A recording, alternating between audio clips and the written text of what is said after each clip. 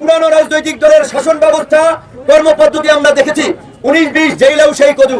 কাজে আমরা চাই না জেলাও সেই কদু হোক। যারা হানাহানি মারামারি দখলদারি চাঁদাবাজি করবে জনগণকে নিয়ে ছাত্র জনতাকে নিয়ে তাদেরকে রুখে দিবেন।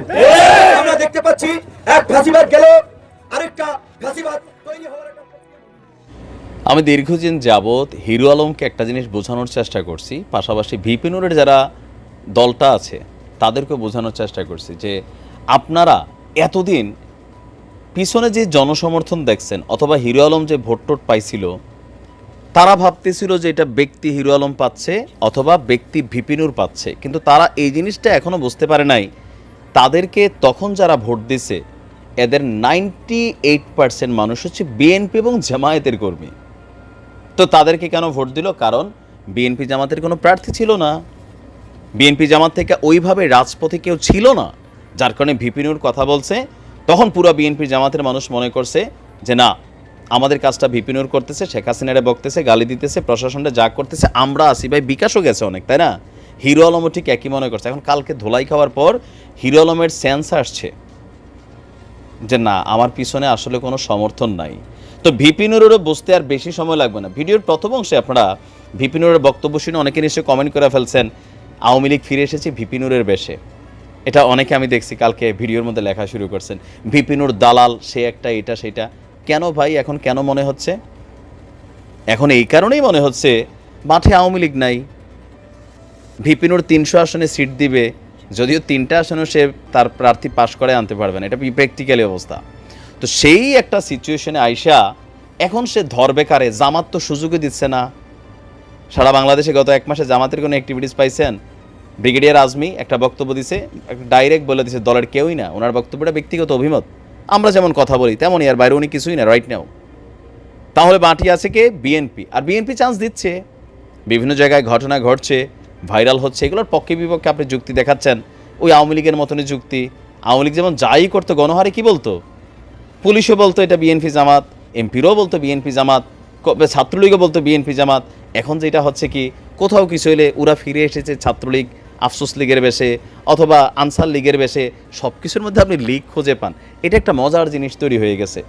তো এখন এই মুহূর্তে ভিপি নুরের কাজ তো বক্তব্য দেওয়া, সে বক্তব্য দিতে হবে।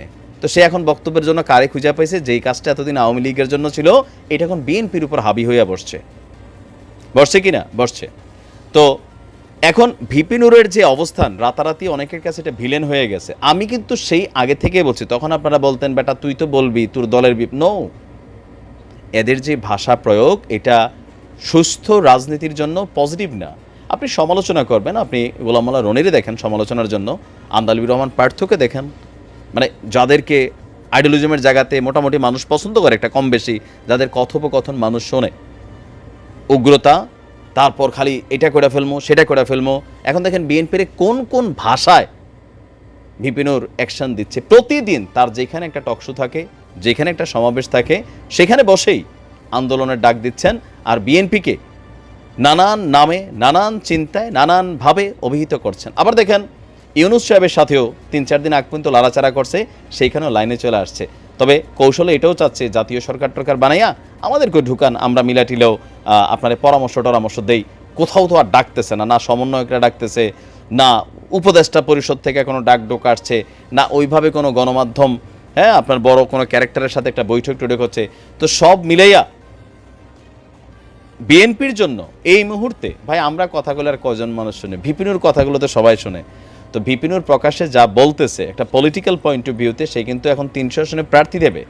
এই মুহূর্তে বিএনপির গলার কাটা বলেন, তারেক জিয়ার জন্য ভবিষ্যতে গলার কাটা বলেন, রাইট নাও আর কি, মানে আগামী 2 বছর বিএনপিকে পচানোর জন্য। বিএনপির 5% কর্মী টোকাই টাইপের, এগুলো কোনো দলেরই কর্মী হয় না, আওয়ামী লীগও ছিল আছে, বিএনপিতেও এখন এগুলো ভাইসা উঠছে। এদের কর্মকাণ্ড নিয়ে ভিপি নুর প্রতিদিন ধরেন 3 বার করে আসে, সকালে, দুপুরে, রাত্রে একটা রুটিন মাফিক বক্তব্য দিবে, আলোচনা দিবে শুধুমাত্র বিএনপির অ্যাক্টিভিটিস নিয়ে। আর আওয়ামী লীগ তো গেছেই গেছে তার কথা আর বললেই কি, যেমন আওয়ামী লীগ সারা বছর বলতো সেই বিএনপি সরকার ক্ষমতায়, মানুষ বিরক্ত হয়েছে এগুলো শুনে। আরে এখন আপনি আছেন, এখনের কথা বলেন, তাই না? তো ভিপি নুরের ব্যাপারে বিএনপির নেতাকর্মী যারা আছেন বা জামাতের যারা নেতাকর্মী আছেন তাদের মন্তব্যটা কি একটু জানাবেন, যে ভিপি নুরের আসলে ওই সক্ষমতাটা আছে কিনা যে একটা সিটে পার্সোনালি পাস করে আসার, অথবা এই যে হঠাৎ করে বিএনপির পিছনে লাগা বসলো, এটার আপনারা কিভাবে দেখছেন? আসসালামু আলাইকুম।